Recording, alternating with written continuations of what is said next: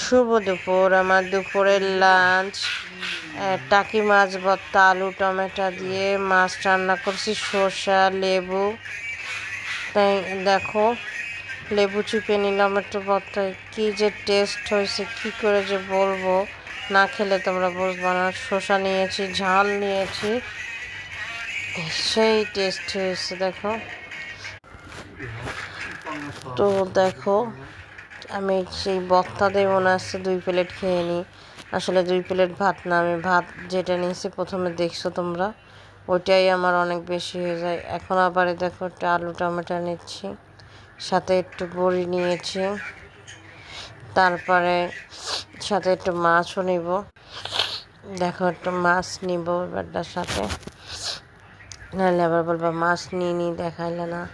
তরকারি দুইটাই টেস্ট হয়েছে, এত টেস্ট হয়েছে তোমার কি বলবো। Thank you.